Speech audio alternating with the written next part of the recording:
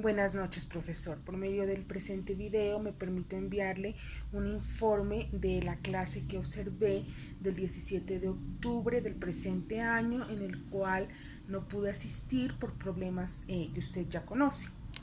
Entonces, al mirar la clase, me permito manifestar o dar una conclusión de inicio, y es que concluyo lo que subjetivamente siempre he pensado acerca de la educación, que es que se debe pensar más en el ser humano, formarlo en cuanto a valores, en cuanto a su personalidad, en cuanto al tratamiento con la sociedad, en la interacción, pues sin dejar de lado, ¿no es cierto?, la parte de enseñanza.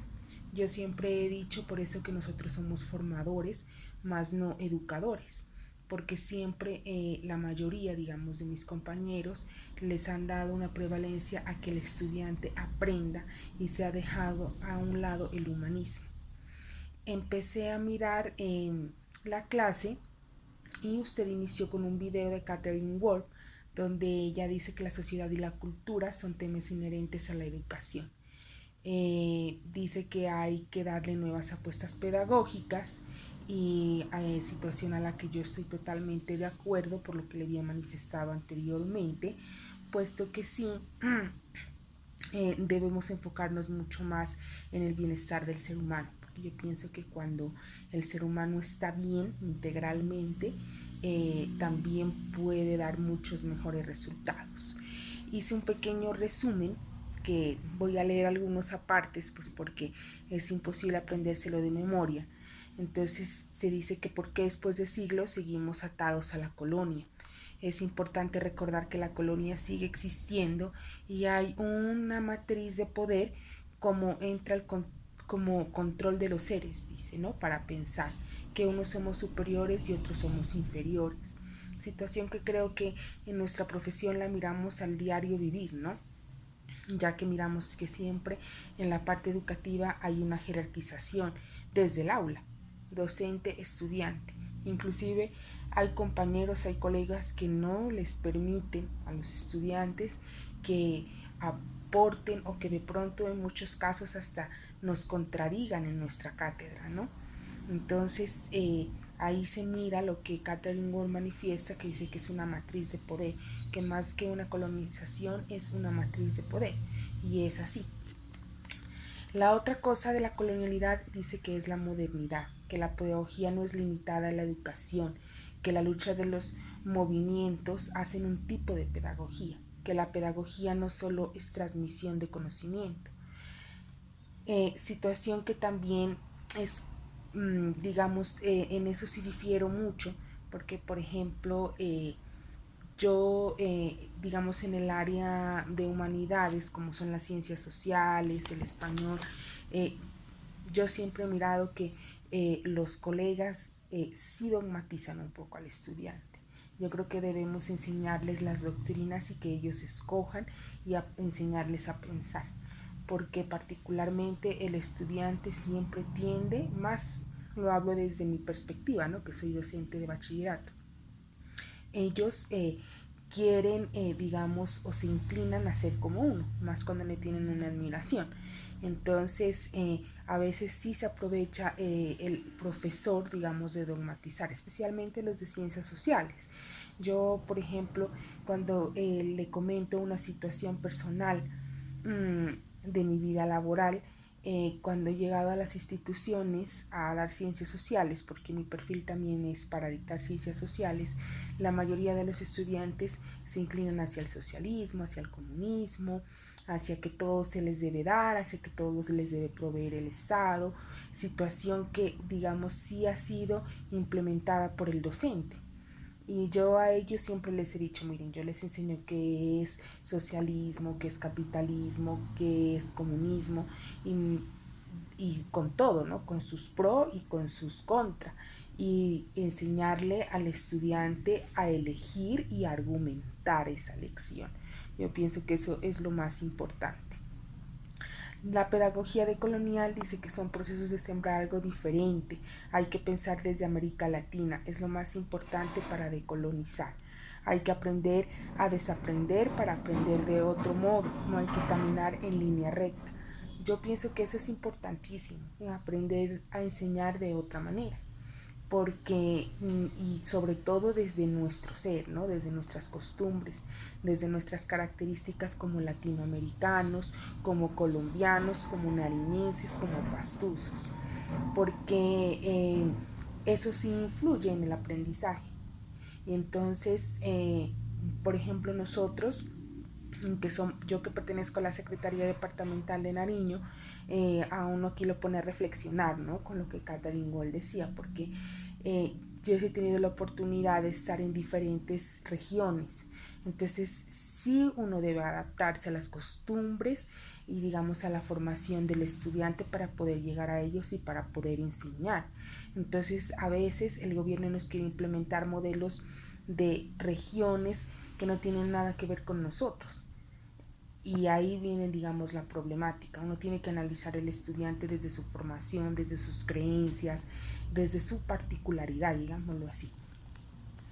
Catherine Wall también hace referencia en la entrevista del video a Paulo Freire. Dice que Paulo Freire habla de la opresión de una lucha de clases de los sectores populares.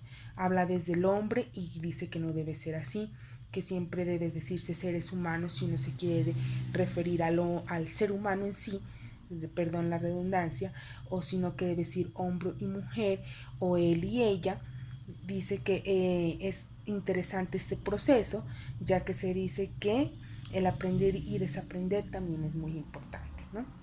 Entonces, yo pienso que de pronto a esta situación que nos plantea Paulo Freire, sí es como complicado adaptarnos, ¿no? Porque el rol de la mujer es nuevo en todas las situaciones de la educación, en la parte laboral, en la parte de la sociedad es nuevo. Nosotras pues antes no teníamos voz, no teníamos voto, no teníamos opinión, no teníamos derecho a nada, entonces sí era supremamente complicado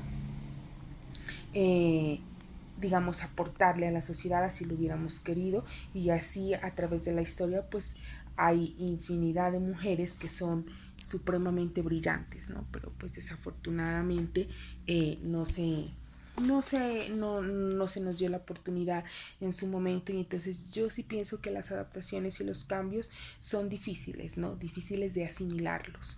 Entonces, lo que dicen Catherine Wall es correcto, o sea, nosotros somos otro género. No quiere decir que seamos diferentes o seamos más o menos que el hombre, pero sí somos otro género y tenemos el derecho a que se nos haga esa distinción. Pero sí es complicado adaptarnos a ello porque, como ya lo mencioné, pues es relativamente nuevo. En cuanto a Paz Borrea, lo que ella dice que aprende de las comunidades campesinas, dice que el sentipensar, habla del sentipensar, permite colocar el pensamiento como construir metodologías con un punto de acción. Pedagogía, habla de la pedagogía de la felicidad, nace desde la ancestralidad, estar bien con lo colectivo, con los otros y con la naturaleza. Eso digamos que apoya mi pensar subjetivo, como lo dije en un principio, porque el sentipensar, si yo estoy bien emocionalmente, si estoy bien en una familia llena de amor, si como todos los días, si tengo agua para bañarme, entonces digamos que mi fluidez intelectual va a ser también de la misma manera, va a ser buena. Pero a veces, aunque hay sus excepciones, ¿no? Obviamente, pero cuando no estoy bien conmigo mismo, no puedo estar bien con los demás, y menos con la naturaleza, con mi contexto, con mi entorno. Yo pienso que cuando uno está bien, entonces también le da ganas, le da ansias de hacer cambios, ¿no? Hablábamos alguna vez con un estudiante, y entonces, aunque aquí viene una contrariedad también, ¿no? Y él me decía, profe, para usted, ¿qué es más válido? ¿Un revolucionario que viene desde abajo, o un revolucionario que de pronto ha tenido, digamos, todas las necesidades y a veces en abundancia, como lo fue el Che, como lo fue Simón Bolívar? ¿No es cierto que fueron personajes que marcaron nuestra historia y venían de familias acomodadas. Entonces yo pienso y yo creo que es más válida esa lucha, ¿no? Porque ellos lo hacen por convicción. De pronto una persona que no tiene todas esas necesidades sí lo puede hacer porque quiere surgir y se ha dado, y porque quiere salir adelante, porque quiere cambiar el mundo, porque quiere hacer cosas nuevas, como le decía Catherine Wall, y uno tiene que hacer cosas nuevas, ¿no? Para poder aportar un grano de arena a la sociedad. Pero una persona que ha tenido todo y quiere y aporta para cambiar, pienso que es más valorable, porque él piensa más en los demás, él ha querido que los demás vivan con lo que él vivió en algún momento, las comodidades, ¿no es cierto? Catherine Wall también tiene un libro que se llama Resistir, Resistir y Revivir. Entonces ella acerca de resistir dice que es una manera de encaminar un proceso de lucha, es como buscar algo distinto, dice ella, ¿no? Entonces aquí pues yo lo interpreto que es como digamos las revoluciones, las luchas, los cambios, el pensar algo nuevo, el implementar cosas nuevas en pro, ¿no?, de la comunidad, y en nuestro caso pues como docentes del estudiantado. El reexistir dice cómo existir en condiciones muy distintas, en condiciones de dignidad.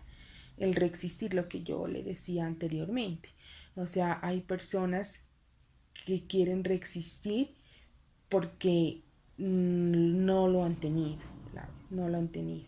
Y hay personas que quieren reexistir a través de otros, porque quieren que tengan lo mínimo por la lucha de ellos, como lo hizo Simón Bolívar, como lo hizo el Che.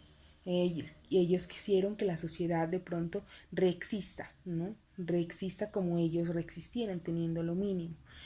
Y lo digno dice, ¿no?, Catherine Ward. Y revivir dice vivir de otra manera, vivir en paz. Y esto pienso que es el eje central del ser humano. Si uno no vive en paz, pues no hay armonía, no hay progreso, no hay ganas de evolución, no hay nada. Y en otras personas más fuertes, digámoslo así, porque esa sería la excepción, el revivir y el no vivir en paz de pronto sería que les da más ganas, ¿no?, de seguir en la lucha, pero yo pienso que esa es la excepción, porque todo ser humano pues tiene un sentimentalismo, tiene unos sentimientos, tiene algo que nos toca, y cuando no estamos en paz realmente las cosas al entorno no le fluyen. Eh, dice que hay que vivir en cooperación, ¿no? Como se ve relacionado de otra manera, sino de humanizar. Sí, el error ahorita de los seres humanos, de los hombres y de las mujeres, es que pensamos mucho en el yo. Rara la persona o los líderes, digamos, que piensan en la sociedad. Particularmente yo siempre lo he dicho, ¿no? Las grandes revoluciones siempre han traído, digamos, bienestares propios, ¿no? Si nos vamos pues a la historia de Colombia, el M-19, están en el Senado, ahorita con la desmovilización de las FARC, los grandes líderes están en el Senado, pero jamás se ha pensado en las personas que venían atrás de ellos. Entonces desde ahí empieza. Pero el vivir también en cooperación con los demás, o sea, mi profesión soy abogada, y a mí me encanta la docencia por eso, porque yo creo que vivir en cooperación con los demás es también enseñarle a mi estudiante a pensar, enseñarle a defenderse, enseñarle a hablar, enseñarle a expresarse, enseñarle a leer, enseñarle a estudiar. Eso es algo que de pronto yo puedo sembrar en él y que no me trae ningún beneficio a mí. De pronto el beneficio de satisfacción, pero no más no un beneficio lucrativo. Entonces, y mi estudiante va a ser algo que le va a servir para toda la vida. ¿Cómo recuperar, dice, la memoria colectiva? Le preguntan a Catherine Ward. Entonces dice que es algo que se ha venido trabajando y que se debe recoleccionar material, no perder esas memorias, en buscar la manera de escribirlas, dicen, ¿no? Entonces ellos dicen que pues esto se ha hecho a través de digamos, del diálogo, ¿no? Que sea venido pues de generación en generación transmitiendo el conocimiento, pero ella dice que lo más importante es escribirlo para que no se pierda, para que se pueda esto conservar y de una u otra manera enseñar, ¿no? A través de ellos. Usted también en la clase decía que nosotros somos pensantes, que también podemos crear conocimiento, que por ejemplo usted colocaba ahí un ejemplo, decía que cuando llegan los africanos vienen también con su conocimiento que se ha venido enseñando de generación en generación, pero cuando estas comunidades llegan a las instituciones educativas son explicativas porque no tienen el conocimiento mayoritario, lo global ni lo internacional.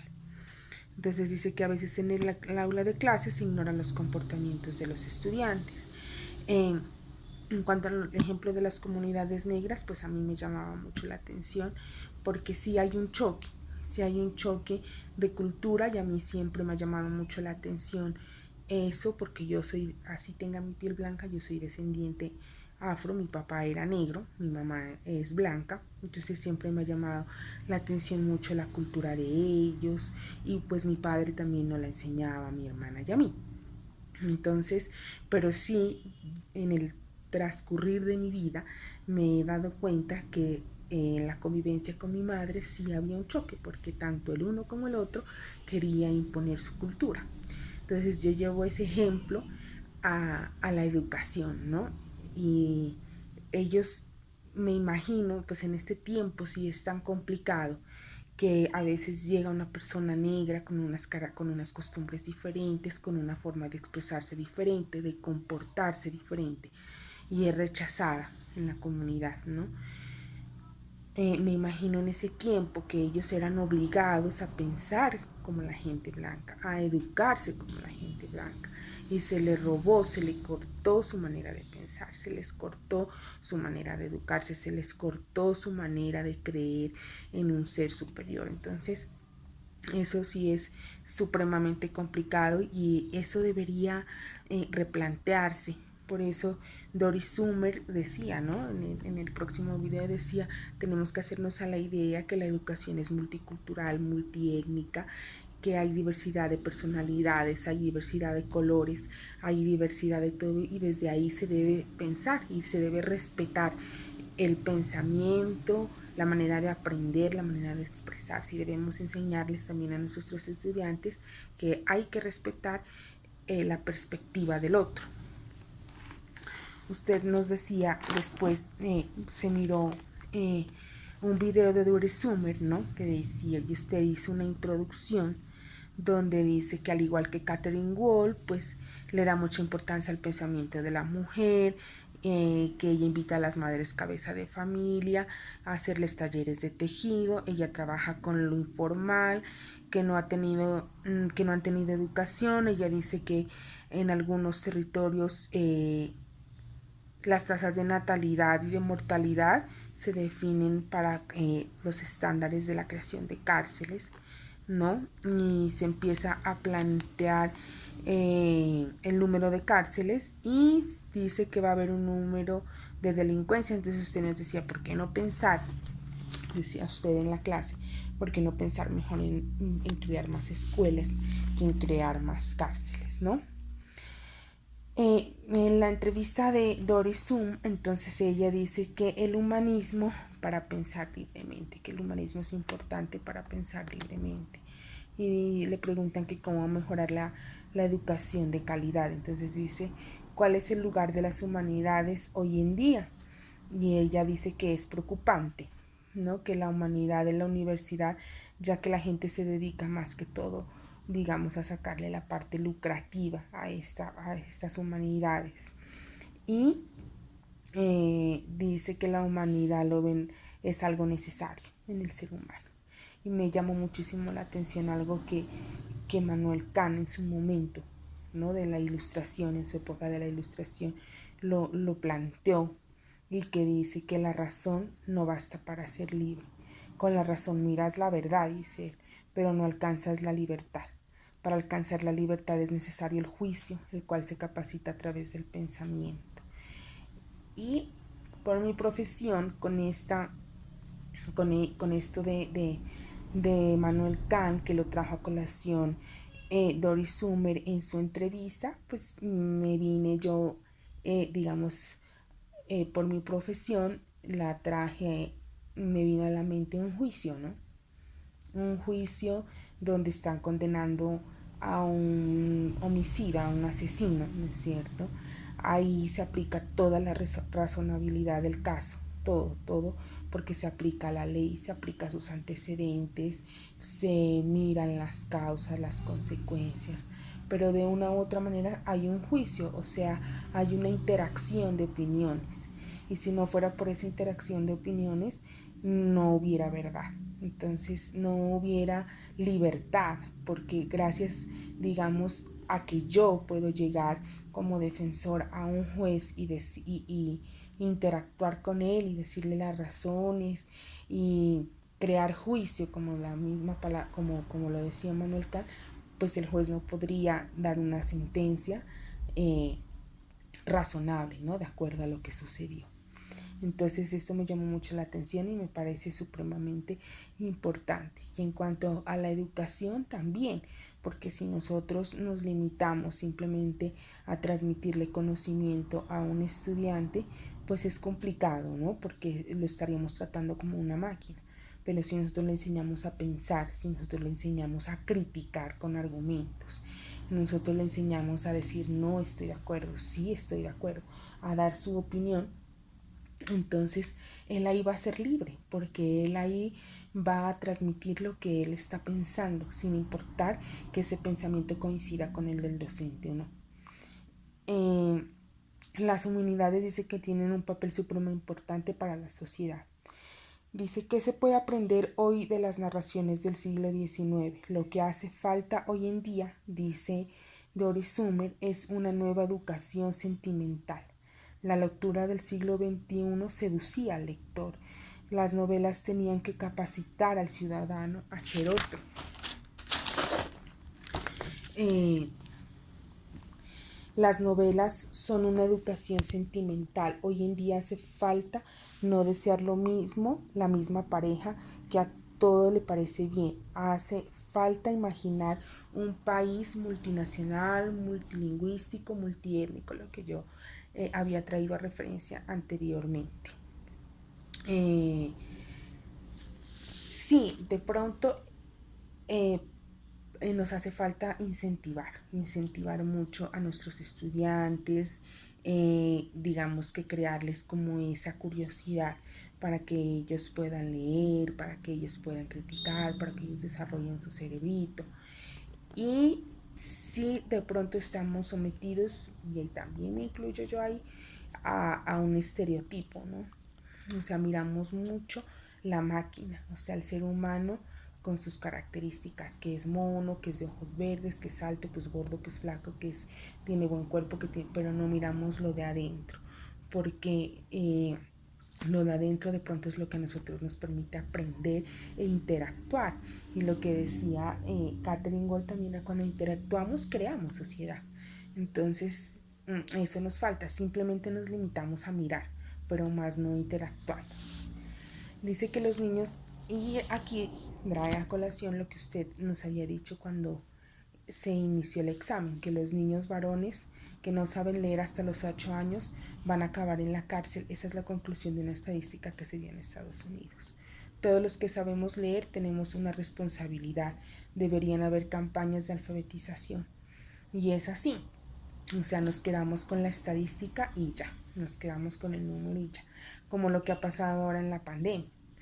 Siempre yo le traigo a colación este ejemplo en las reuniones de mi colegio. Dicen es que el 10%, el 20%, el 30% de los niños no presentan las actividades, el 10%, el 20%, el 30%, el 40% no tienen computador. Sí, ya, o sea, las cifras las sabemos. Ahora sí, el papel nuestro como docente es qué vamos a hacer para que esas cifras no existan. Entonces, en Estados Unidos se han limitado también a eso. Los niños de 8 años que no aprenden a leer, por lo general terminan en la cárcel. Sí, listo. Y como docentes, como gobierno, como padre de familia, como líder comunitario, ¿qué se ha hecho para alfabetizar? Ahí está la incógnita y que de pronto nos limitamos solamente a números y no accionamos. Dice, hay que aprender a cómo mejorar la enseñanza. Y sí, de pronto es importantísimo, y sin desmeritar a mis compañeros que ya llevan mucho tiempo como docentes, claro que hay sus excepciones, a veces hay que adaptarnos a los cambios que han traído los muchachos, ¿no? No podemos tratar a un muchacho de hace 20 años igual que a un muchacho de ahora, de esta época. Nosotros como docentes tenemos un papel supremamente importante, y es estudiar la característica del hombre, del ser humano, de la mujer, para mirar yo cómo puedo llegar a ellos, porque no puedo enseñar como me enseñaron a mí, porque las circunstancias, el contexto, las características eran totalmente diferentes. Dice que el arte quiere decir hacer cambios, pensar de otra manera. ¿Cómo se va a hacer cambios si no se piensa de otra manera? Y luego como los científicos llegan a ver qué es lo que funciona y lo que no funciona. Ella también traía a colación a Antanos Mockus, ¿no? Decía que hay que pensar diferente. Si tú piensas diferente, de pronto puedes hacer un cambio, y que ya el científico se encargará de mirar si eso funciona o no. Pero el primer paso es pensar diferente. Y en Colombia ese de pronto ha sido la falla en todas las instituciones educativas. Nunca se ha pensado diferente, siempre se ha pensado con los parámetros que nos manda el Ministerio de Educación, pero no he escuchado nunca un colegio que diga, no, nosotros no vamos a hacer, por ejemplo, este primer periodo, no vamos a seguir los parámetros del ministerio, sino que vamos a aplicar esta pedagogía, esta metodología, esta didáctica, y dependiendo de eso vamos a mostrar los resultados al ministerio, y si son buenos puede ser una nueva alternativa, y se dio a través de una nueva forma de pensar. Pero en Colombia no, somos máquinas que nos enfocamos siempre en un paradigma. Dice, cuando va uno a un aula como un taller, dice, todos los niños son cosas diferentes, ¿no? Donde tienen libertad y hay innovación. Y dice que la base del ciudadano es la tolerancia. Y actualmente yo pienso que eso es lo que tiene mal a nuestro país, ¿no? La falta de tolerancia, aunque atrás de esa falta de tolerancia no es que yo justifique, ¿no? Todo lo que ha pasado, pero tras de esa falta de tolerancia también hay mucho descuido, tiene que ver mucho también la parte educativa, la parte de la salud, de los mínimos vitales, etcétera, etcétera. Entonces, sí es complicada esa temática. Usted decía que rescata del video, decía en la clase, dos elementos fundamentales, el humanismo y el arte como liberación. Ella dice que los humanos estamos enseñados a deshumanizar. Cada vez nos volvemos más individualistas. Es imposible pensar en esa otra persona, porque eso es lo que hace la comunidad. Cuando yo hago intercambio de saberes, hacemos comunidad. Nosotros, si nos dejamos absorber por el sistema, no podremos hacer cambios, lo que yo decía anteriormente.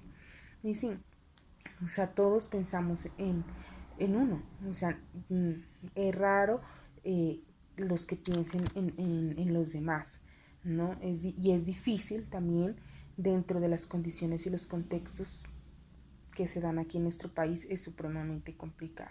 Y al niño, al estudiante que va al aula, el padre de familia también lo ha formado así desde el principio. Pensar en uno mismo y no pensar en los demás. Entonces no hay interacción, ahí no habría comunidad, según lo que nos dice esta pensadora, ¿no? Esta profesora. Es imposible que haya comunidad porque no hay interacción, siempre pensamos en nuestro bienestar. Usted nos habla del panoptismo, ¿no? Dice que es el poder de la mirada, es un círculo en el cual las instituciones fueron creadas de similar forma como las cárceles, porque se necesitaba ver que todos están trabajando, y en la mayoría de las instituciones hay una fuente y alrededor los salones. Todo debe estar bajo la mirada de alguien.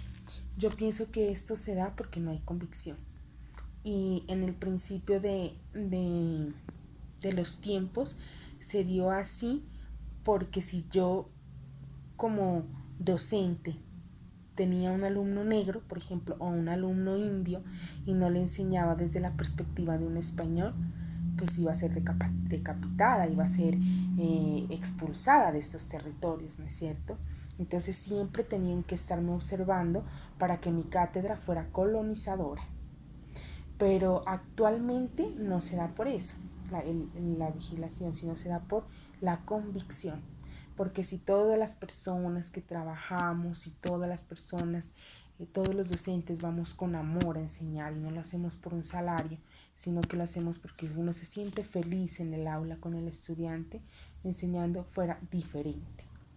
No tendríamos que presentar informes, ni tendríamos que tener ahí un coordinador, ni un rector, porque se miraran resultados, se miraran que el estudiante aprende, ¿ya? Pero pues como no es así, entonces sí tiene que haber una vigilancia y seguimos sometidos al sistema de hace mucho tiempo, no por las mismas causas, pero sí pero sí por causas diferentes a las que ya mencioné. Dice que también habla usted de la grilla bioeducativa, ¿no? Dice, él realizó algo interesante respecto a la vida atado a la norma, como el nomos, o sea, que es la norma, ¿no? Los condiciona a ciertos parámetros. Está presente en todos los campos. La grilla es un entretejido que no permite que salga de la misma. Cada vez que viola una norma se crea un nuevo parámetro para poder controlar. Y unos ejemplos que usted nos da es que nadie puede salir antes de que termine la jornada, nadie puede saltar el conducto regular, nadie puede botar basura en la calle. Sí, la norma, digamos que es una limitación del ser humano.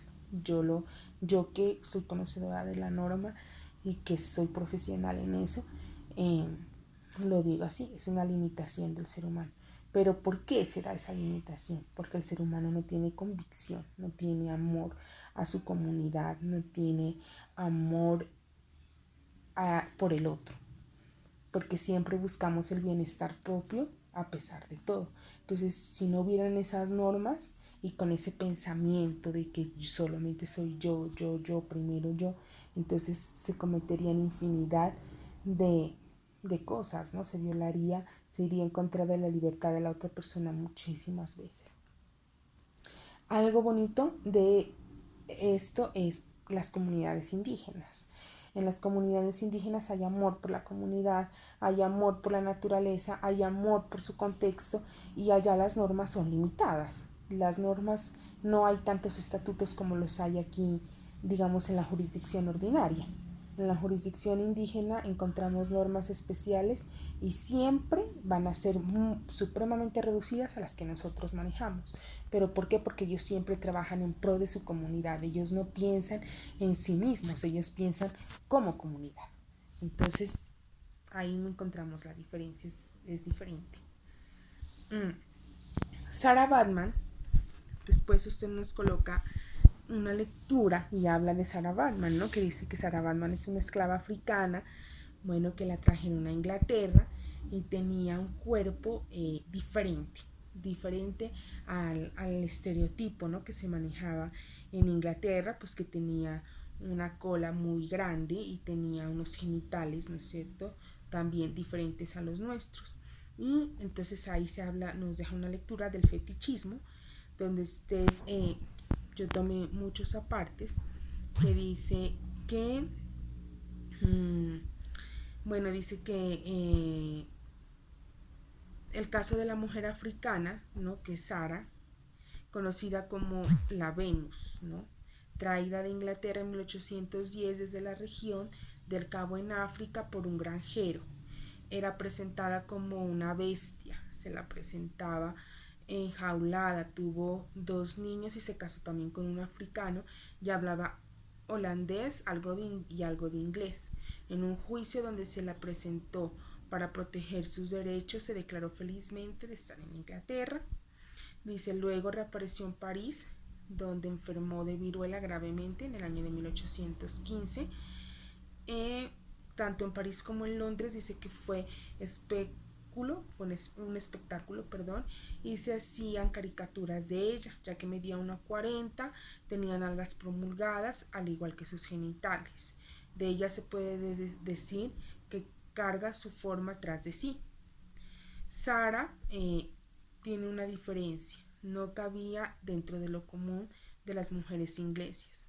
Fue comparada con bestias salvajes como el orangután, pero su genital primitivo era apetecido sexualmente. En el Museo del Hombre fue convertida en un conjunto de objetos separados, una colección de partes sexuales. Ella no existía como persona, fue un fetiche. El fetichismo dice que es la representación de un objeto por una fuerza prohibida o poderosa. Los observadores miran desconociendo la naturaleza sexual de su mirada, y Foucault dice que el conocimiento y el poder crean un régimen de verdad. Bueno, aquí, digamos, cuando se presenta esta mujer, podemos, le doy fuerza a mi argumento. Los seres humanos, y me incluyo porque yo creo que todos en algún momento de la vida caemos en esa situación. Todos los seres humanos no le damos importancia, ni miramos el adentro, ni valoramos el adentro de las personas.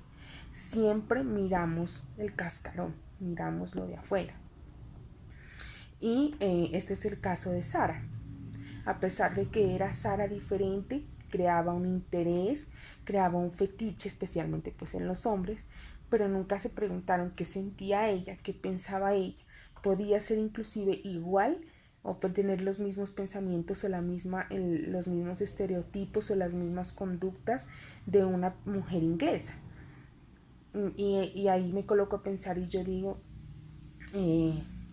ella dice, yo me siento felizmente en Inglaterra en el primer juicio que le hicieron. Entonces es porque de una u otra manera ella logró adaptarse ahí y hubo alguna compatibilidad, pero el hecho de ser diferente por fuera hizo que generara muchas cosas en los hombres y en las mujeres. De pronto en las mujeres repudio, en los hombres fetiche, deseo sexual, morbosidad, pornografía, infinidad de cosas. Pero un hombre que de pronto sentía deseo sexual por ella nunca le preguntó ni nunca se dio el trabajo a conocer cómo era ella como persona. Y eso es lo que nos pasa de pronto con un estudiante en el aula y un estudiante diferente de pronto. Porque hay estudiantes que también se manifiestan a través de sus comportamientos y como no encajan en el comportamiento normal de un chico de la edad que manejemos nosotros, entonces el profesor ya dice que está mal, que se comporta mal, que él no va a aprender, que hay que abrirle un disciplinario, que hay que llevarlo a coordinación, y no nos colocamos a audar ni nos colocamos a mirar porque ese comportamiento, ni a preguntarle qué te pasó, cómo es tu vida, y de pronto desde ahí se podría ayudar y se podría, como decíamos anteriormente, llegar a enseñar mejor. La clase estuvo supremamente interesante, hay mucho para hacer un juicio, mucho para hacer una crítica, para dar mi pensamiento, pero lo más importante y lo que yo rescato totalmente de la clase y de la pedagogía crítica que usted nos enseñó es que se le debe dar valor al ser humano en su formación. La formación es principal. La enseñanza debe ir en una segunda instancia. No deja de ser importante, pero más importante para mí es la formación del ser humano que la enseñanza, porque a partir de la formación él puede aprender bien. Gracias, profe, que tenga buena noche.